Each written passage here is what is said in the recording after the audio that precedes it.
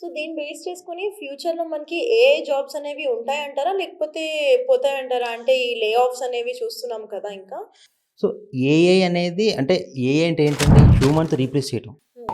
ఒక జాబ్స్‌లోనే గాదు. మనం మన రియల్ లైఫ్‌లో, బిజినెస్‌లో గాని ఎక్కడైనా గూడా, ఎక్కడన్నా కొన్ని కొన్ని టాస్క్స్ హ్యూమన్‌తో రీప్లేస్ చేసేసుకొని, హ్మ్. ఏఐని మనం అక్కడ ఆటోమేట్ చేసేస్తాం.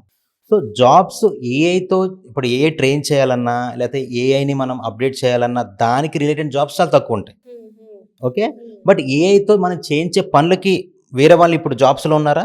అవి ఎక్కువుంటాయి.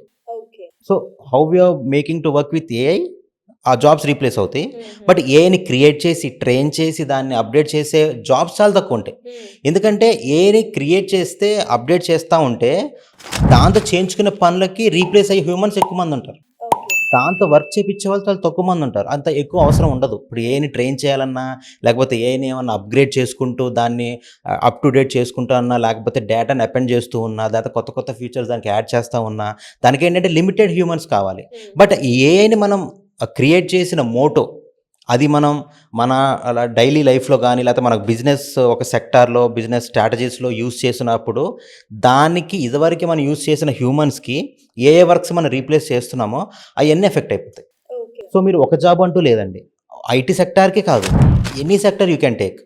పక్కా ఏఐ మీద ఎఫెక్ట్ ఉంటది. ఎందుకంటే ఓకే. హ్యూమన్స్‌తో ఎక్కడైతే హ్యూమన్స్‌తో ఏఐని రీప్లేస్ చేస్తామో, ఆ ఏరియాస్ అన్నిట్లో జాబ్స్ ఎఫెక్ట్ అవుతాయి.